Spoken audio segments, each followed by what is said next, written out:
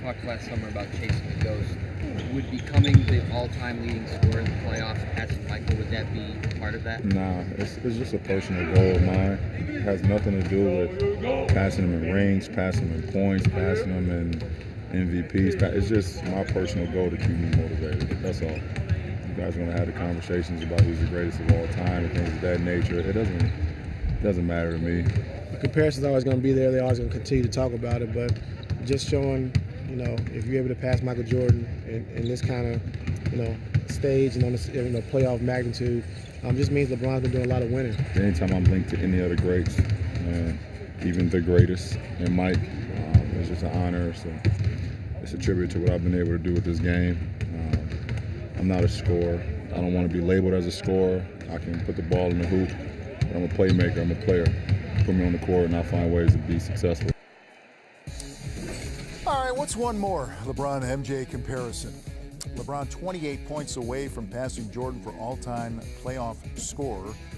And then James has played in more games because the 5-game series is gone. Michael, as it turns out, has taken more field goal attempts. And LeBron will be the first player to go over 6,000 points in the playoffs as well. But look at this comparison. And points per field goal attempt. LeBron at 1.37, Michael 1.33. We are in the weeds in breaking this down and putting a finer point on things. But my question to you guys is, why can't the LeBron-Michael thing, why can't they be mutually exclusive? Why does the ghost always come up? And is part of this on LeBron and part of it on the media and fans?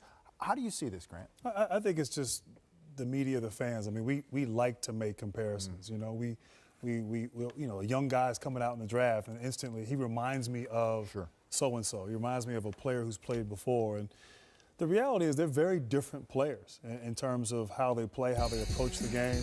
I was fortunate or unfortunate to play against both of them during the course of my career. But not only did they have different styles, but they played at different eras, whether it's different styles of play, maybe a little bit more physicality, maybe things are more open now.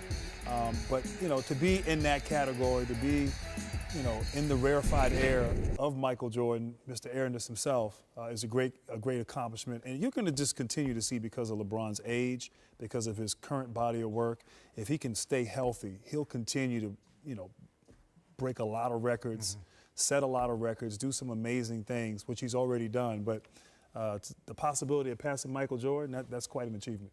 That's a special accomplishment. And, you tip your hat off to him, because that can possibly happen tonight. And, it's an honor. Every time he steps on the court, he's going to make history. And, he's still in the height of his career and still climbing and not declining. And, a guy like Michael Jordan, who was so dominant for, pretty much his whole entire career, he's the standard.